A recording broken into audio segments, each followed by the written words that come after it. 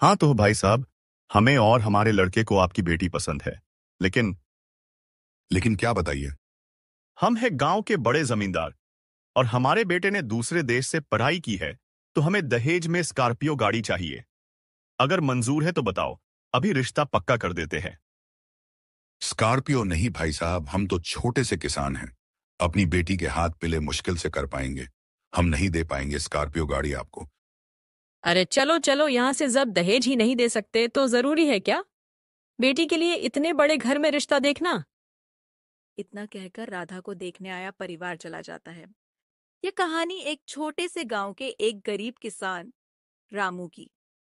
आइए देखते हैं ये मजेदार कहानी, लास्ट तक देखना और लाइक और सब्सक्राइब जरूर करना। उसके पास थोड़ी सी जमीन थी जिसमें वह दिन रात मेहनत करता, पर पेट भरने के लिए भी मुश्किल से पैसा जुटा पाता। रामू की एक ही बेटी थी, राधा, जो 20 वर्ष की हो चुकी थी। राधा सुंदर और सुशील थी, पर रामू को हर समय उसकी शादी की चिंता सताती थी। गांव में अच्छा रिश्ता ढूंढना आसान नहीं था, और दहेज के बिना तो बात भी आगे नहीं बढ़ती। एक दिन वो अपने आंगन में बैठा अपनी पत्नी से बात करता है। सुनो, मुझे तो राधा की शादी की ही चिंता रहती है। उसकी शादी की उम्र हो गई है, लेकिन हमारे पास पैसे ही नहीं है जो इसकी कहीं अच्छी जगह शादी कर सकें। कोई नहीं, तुम अपने बड़े भाई से बात करके देखो, शायद कुछ बात बन जाए। हाँ, तुम ठीक कह रही हो शांति। कल ही जाता हूँ, अपने भाई से करता हूँ बात। भैया नमस्कार। आओ रामू, इतने दिनों बाद कैसे आना हुआ? कुछ नहीं भैया, आपको तो पता ही है, राधा की शादी की उम्र हो गई है। लेकिन सब रिश्ते वाले दहेज की मांग करते हैं, तो आपसे ही उम्मीद है। अब आप ही कुछ मदद कर दो। आखिर राधा आपकी भी तो बेटी है। हाँ बेटी तो है, लेकिन मैं तुम्हारी मदद नहीं कर पाऊंगा। मेरी सारी सेविंग्स मैंने अपने बेटे की पढ़ाई में लगा दी। ऊपर से मैं तो शहर में रहता हूँ। गांव वाली जमीन भी तुझे ही दे रखी है। मैं कहाँ से मदद करूँ तेरी अब? इतना सुनकर रामू घर वापस आ जाता है और शांति उससे पूछती है। क्या कहा भाई साहब ने, मुझे पूरा यकीन है उन्होंने हाँ ही की होगी।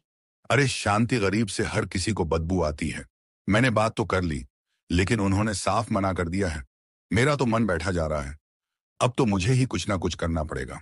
चलो मैं सेठ जी के पास जाता हूँ। अब तो उनसे ही उम्मीद है, वही ब्याज पर कुछ पैसे दे सकते हैं। सेठ जी नमस्कार। आओ रामू। सेठ जी बेटी की अब उम्र शादी की हो गई है, लेकिन आपको तो पता है ना कि बिना दहेज कहाँ अच्छी जगह शादी होती है। तो कुछ पैसों की जरूरत थी, अगर आप दे देते हो तो आपकी बहुत मेहरबानी होगी। रामू भाई देख, पैसे तो मैं तुझे दे दूंगा, लेकिन उसके बदले तुझे सोना या जमीन गिरवी रखनी पड़ेगी। तुझे भी पता है, आजकल बिना गारंटी के कोई पैसे नहीं देता। तू मेरा जानकार है, इसलिए तुझे सिर्फ कुछ गिरवी रखने की बोला है। ठीक है सेठ जी, मैं घर बात करके आपको बताता हूँ, आप पैसे तैयार रखना। रामू ने अपनी बेटी के लिए दिन रात काम किया, अपनी जमीन का एक टुकड़ा गिरवी रख दिया, थोड़ी सी बचत जोड़कर और गांव के सेठ से उधार लेकर बड़ी मुश्किल से राधा का रिश्ता एक अच्छे लड़के श्याम से तय किया। और श्याम के घर वाले आते हैं राधा को देखने, और राधा को देख के श्याम की माँ बोलती है। वाह, आपकी बेटी तो बहुत सुंदर है। मुझे ये बहुत पसंद है। ये बिल्कुल हमारे घर की बहू बनने के लायक है ना बेटा? जी माँ, मुझे भी राधा पसंद है। तभी राधा के पिता बोलते हैं, बहन जी, हमारे पास सिर्फ बेटी है, ब्याहने को हम दहेज नहीं दे सकते। कोई बात नहीं भाई साहब, हमें दहेज नहीं, हमें सिर्फ सुंदर बहू चाहिए अपने घर के लिए। और उन दोनों का रिश्ता पक्का हो जाता है, और श्याम के घर वालों ने दहेज में कुछ न लेने का वादा किया था। रामू ने जान लगा दी शादी को यादगार बनाने में, फूल, मंडप, खाना सब कुछ दिल से किया। गांव वालों ने भी मदद की और राधा की शादी धूमधाम से हो गई।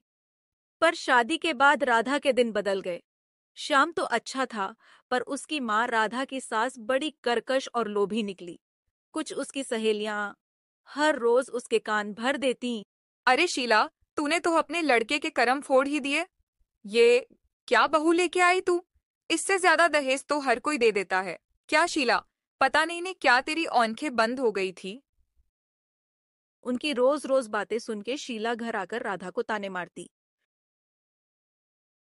तेरे बाप ने क्या दिया है? न सोना न चांदी, बस 2 जोड़ी कपड़े और थोड़ी सी नकदी।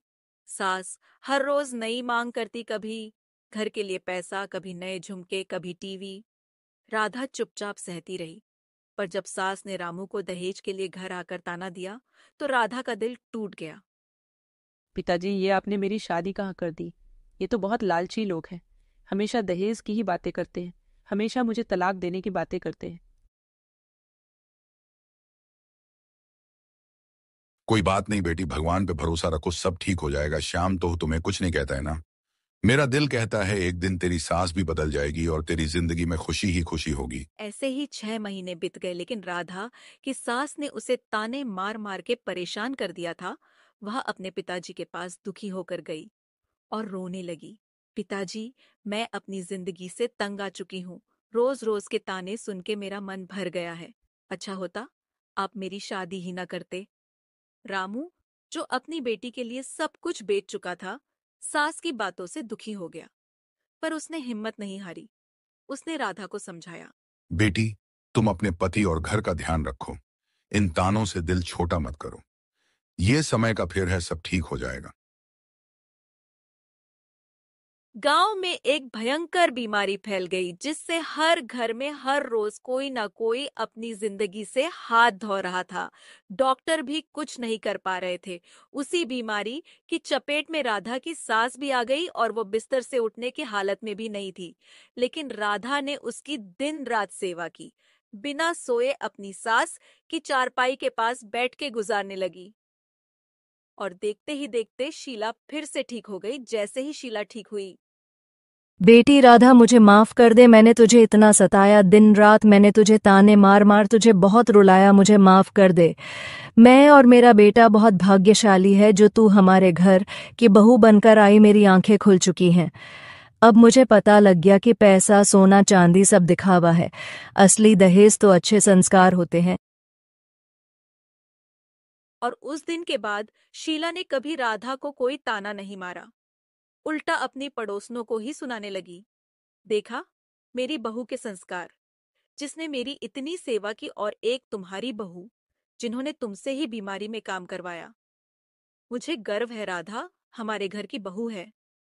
फिर एक दिन राधा की सास उसको लेकर उसके पिता रामू के पास जाती है और बोलती है, भाई साहब, मुझे माफ कर देना।